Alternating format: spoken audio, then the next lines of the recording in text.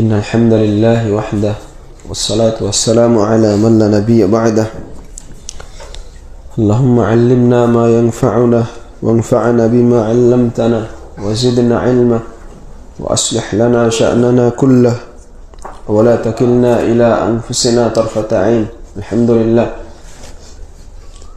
যাবতীয় প্রশংসা একমাত্র আল্লাহ রাব্বুল আলামিনের জন্য। অতঃপর সালাত এবং সালাম নাজিল হোক সর্বশ্রেষ্ঠ নবী এবং রাসূল মুহাম্মদ সাল্লাল্লাহু আলাইহি ওয়াসাল্লামের উপর। আল্লাহুম্মা সাল্লি ওয়া সাল্লিম আলাইহি।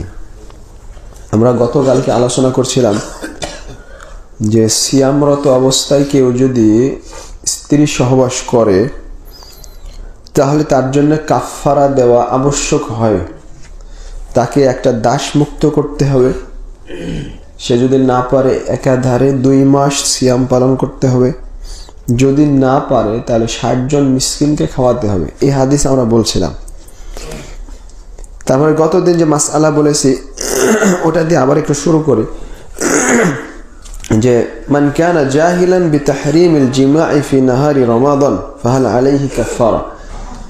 কোন ব্যক্তি যদি রমজানের দিনের বেলাতে সহবাস করা হারাম এটা যদি না জানে তাহলে তাকে কাফফারা দিতে হবে।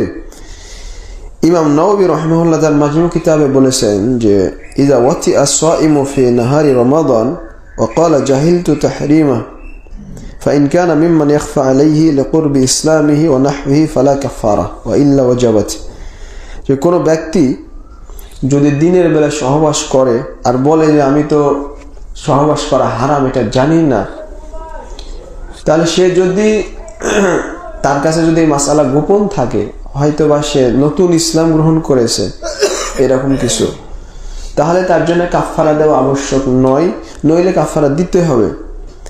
আর যদি বলে যে আলিমতু বিতাহরিমিহি ওয়া জাহিলতু উজুবাল কাফফারা, যে হ্যাঁ আমি জানি রমাদান মাসে সিয়াম রত অবস্থায় সহবাস করা হারাম, কিন্তু কাফফারা দেওয়া যে আবশ্যক এটা তো জানি না, তো ইমাম নাওয়াবী রাহিমাহুল্লাহ বলেন লাজিমাতুল কাফফারাতু বিলা খিলাফ।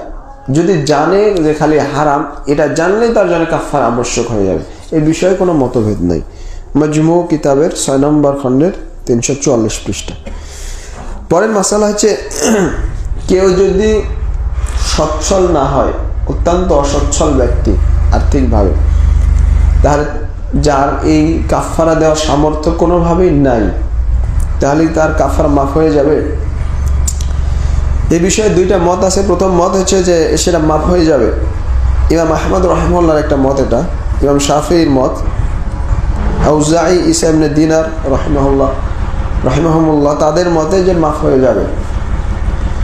কিন্তু জমহুর আলেম, অধিকাংশ আলেমের মত হচ্ছে যে না, মাফ হবে না, বরং বাল তাবকা ফি জিম্মাতি ইলাল ইয়াসার, যে যখন সচ্ছল হবে তখন পর্যন্ত তাকে ছাড় দেওয়া হবে, এই কাফফারা তার উপর থেকেই যাবে। এটা হচ্ছে জমহুর আলেমদের মত, আর এটাই বেশি সহিহ, সঠিক। কারণ ওই হাদিসটার দিকে আপনি যদি একটু চিন্তা করেন যে নবী সাল্লাল্লাহু আলাইহি সাল্লাম ওই ব্যক্তিকে বললেন যে দিনের বেলায় সহবাস করেছে, তুমি কি একটা দাস মুক্ত করতে পারবে? সে বলল না। তাহলে তুমি একাধারে 2 মাস সিয়াম পালন করতে পারবে? বলছেন না। তাহলে তুমি কি 60 জন মিসকিনকে খাওয়াতে পারবে? সে বলছেন না। এবার কিন্তু রাসূলুল্লাহ সাল্লাল্লাহু আলাইহি ওয়াসাল্লাম বললেন না যে আচ্ছা ঠিক আছে তোমার কোনোটাই সামর্থ্য নাই তাহলে মাফ হয়ে গেল, এটা বলেননি। বরং যখন ওই ব্যক্তি বসে আছে, রাসূলুল্লাহ সাল্লাল্লাহু আলাইহি ওয়াসাল্লামের কাছে এক পাত্র খেজুর আনা হলো, তখন তিনি খেজুর দিয়ে বলছেন এটা সাদাকা করো। তার মানে বোঝা যাচ্ছে যে তার ওপর থেকে এই দায়িত্ব মাফ হবে না। আল্লাহু আলাম, এটাই বেশি সঠিক। আচ্ছা, একটা দাস মুক্ত করতে হবে, দাসের ক্ষেত্রে কি মুমিন দাস হওয়া শর্ত? এই বিষয়ে জমহুর আলেমদের মত হচ্ছে যে হ্যাঁ, দাস যে দাসকে মুক্ত করবে সেটা অবশ্যই মুমিন হতে হবে।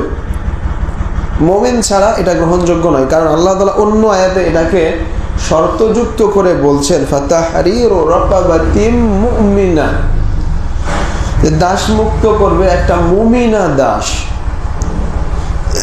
তো এটাই বেশি সঠিক সংক্ষেপে মাসআলা, যে দাস যেটা মুক্ত করবে সেটা অবশ্যই মুমিনা দাস হতে হবে।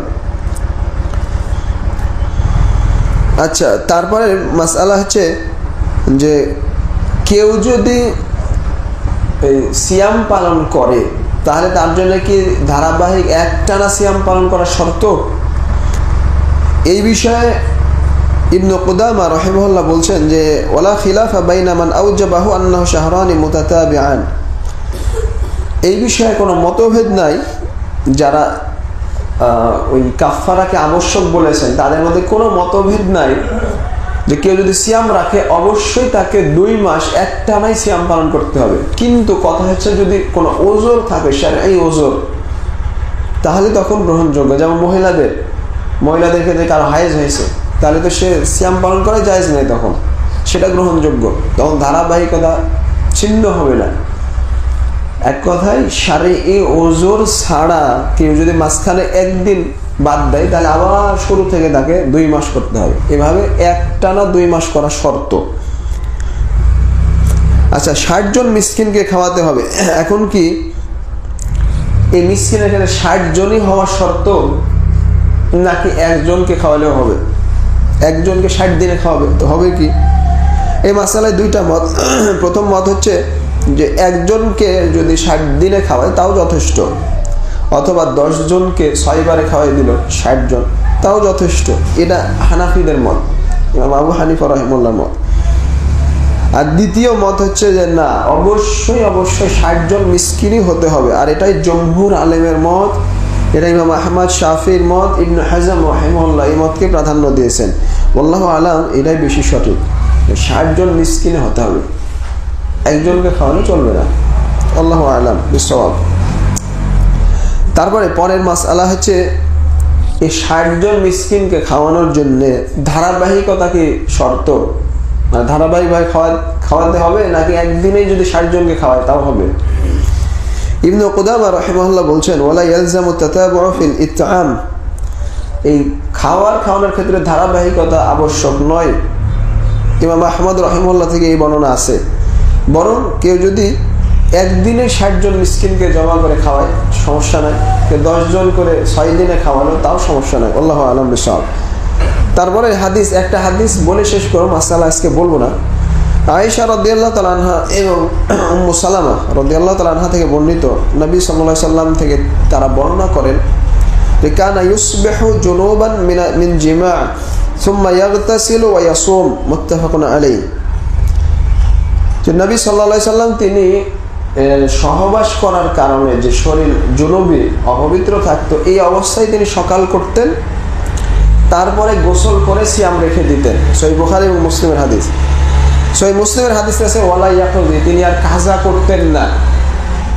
তার মানে এই হাদিসে বোঝা যাচ্ছে কেউ যদি রাত্রে ফজরের আগেই পবিত্র না হয়, গোসল করে পবিত্র না হয়, সে সাহারি করে এই অবস্থায় ফজর পরে, মানে ফজরের সাথে আগে কিন্তু ফজরের সময় হওয়ার পরে সে যদি গোসল করে ফজরের সালাত আদায় করলো, সিয়ামের নিয়াত আছে, তাহলে তার সিয়াম হবে।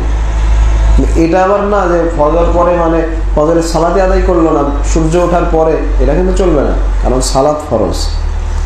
ফজর পরে মানে হচ্ছে সাহারির সময় শেষ হওয়ার পরে সে গোসল করলো, তার সিয়াম সহিহ। এটা সহিহ বুখারী এবং মুসলিমের হাদিস। আল্লাহ আমাদের সবাইকে এগুলো বোঝার তৌফিক দান করুন। আল্লাহুম্মা আমিন। সুবহানাকাল্লাহুম্মা ওয়া বিহামদিক, আশহাদু আল্লা ইলাহা ইল্লা আনতা, আস্তাগফিরুকা ওয়া আতুবু ইলাইক। আসসালামু আলাইকুম ওয়া রাহমাতুল্লাহি ওয়া বারাকাতুহু।